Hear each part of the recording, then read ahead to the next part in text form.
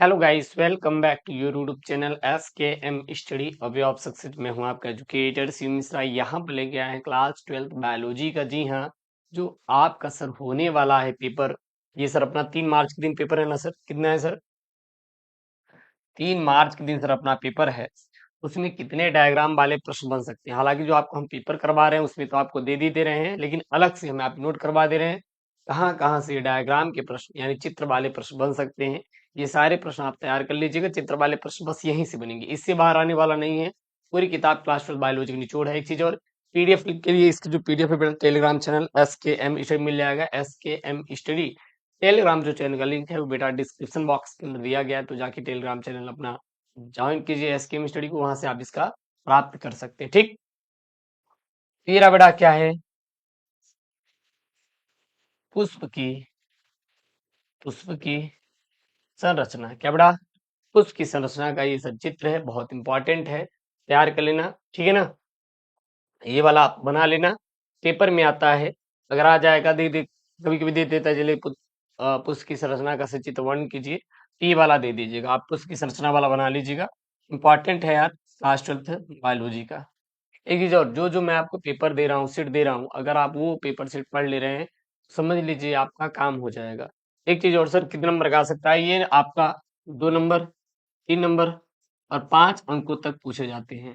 5 अंकों तक, 2, 3, 5 अंकों तक ये आपके प्रश्न जो है बेटा पेपर में पूछे जाते हैं। ठीक है, चलिए अगला जो है आपका आ जाएगा सर, ये इसका पुंकेसर का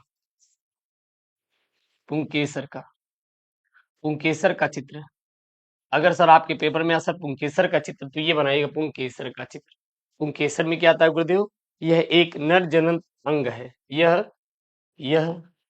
यह किसी भी पुष्प का नर जनन अंग है। नर नर क्या बेटा? पुष्प का नर जनन अंग है। पुष्प का क्या बेटा? नर जनन अंग है। ठीक, पुंकेसर। ये परागकोश होता है। परागकोश के अंदर क्या पाए जाते हैं सर जी? पराग कण पाए जाते हैं। पराग कण पाए जाते हैं। अगर पेपर में आपका आ गया परागकोश की संरचना, तो ये बनाइएगा। अगर पेपर में आया सर जी पराग कोश की संरचना, परागकोश की संरचना पेपर में देगा, तो आप ये बनाइएगा। परागकोश की संरचना में ये बनाइएगा। और जिसके बीच बीच में बेटा क्या क्या यहाँ पे है, इसके जो बीच में दिए हैं, ये क्या होते हैं सर जी? ये हमारे पराग कण होते हैं। क्या पाए जाते हैं? पराग कण पाए जाते हैं। और जो हमारा परागकोश होता है, ये प्राय प्राय क्या होता है बेटा? द्विपालित होता है। यानी द्विपालियों में बेटा क्या रहता है? बटा रहता है। परागकोश जो होता है बेटा ये द्विपालित होता है, याद रखना। और हाँ, जितने बच्चे नए हैं प्लीज यार चैनल को सब्सक्राइब कर देंगे, चैनल को क्या करेंगे? सब्सक्राइब कर लेंगे।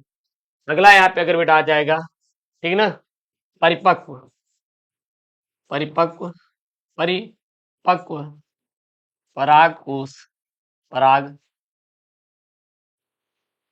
परिपक्व पराग कोश की कोश की कोश की परिपक्व परागकोश की कोश के अनुप्रस्थ काट का चित्र। क्या बेटा? अनुप्रस्थ अनुप्रस्थ काट का चित्र, काट का चित्र। तो आपको ये वाला बनाना है, ये बनाना है।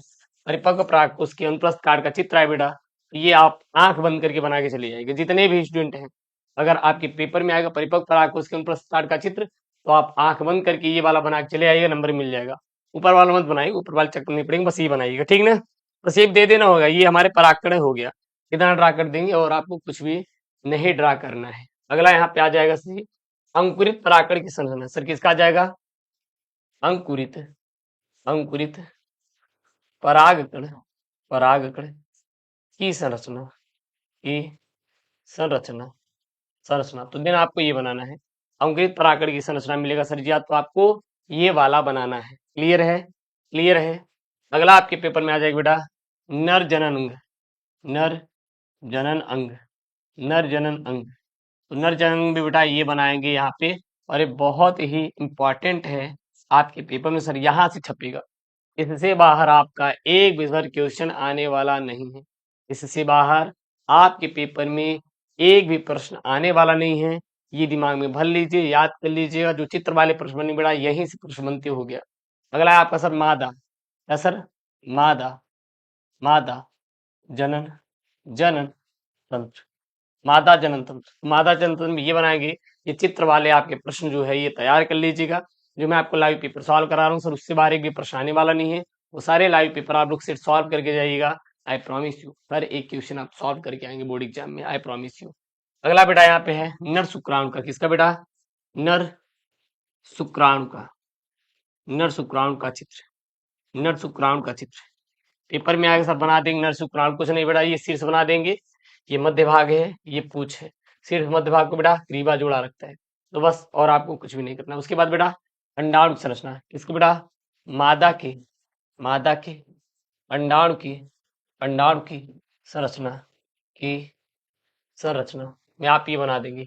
ये मादा की अंडाणु संरचना है। ये बेटा अंडाणु है, ये देखिए शुक्राणु है। ये क्या बेटा? शुक्राणु है। ये क्या है? शुक्राणु है, जो इनके अंदर तोड़ के जाने की क्या कर रहे हैं?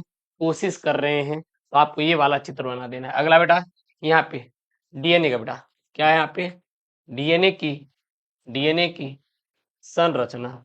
डीएनए की संरचना पेपर में आएगा तो आपको ये बना देना है। वार्सन और क्रिक वाला जब आता है ना, तब भी आपको यही बनाना है। वार्सन और क्रिक वाला द्विकुंडली डीएनए की संरचना बनाइए तो आपको यही बनाना है। यही बनाना है, क्लियर ना? ये आपको 2 नंबर 3 नंबर 5 नंबर में बन जाएंगे। 2 नंबर 3 नंबर 5 नंबर में आपको बनते हुए पेपर में दिखाई देंगे। ये बात आप याद रखिएगा। अगला बेटा अगर आपके पेपर में आएगा तो न्यूक्लियोसोम वाला आता है। क्या आता है बेटा? न्यूक्लियो सोम का सचित्र वर्णन करो। वर्णन करो, ये पेपर में आता है सचित्र वर्णन करने के लिए। अगर वहां पे चित्र बोला तो डायरेक्ट आप फिगर बनाइएगा। अगर मान ली वर्णन करने के बोला तो आपको पूरा लिख के बनाना है, जो कि मैं आपको समझा भी देता हूँ। लाइव क्लास में चल ही रही है आपका।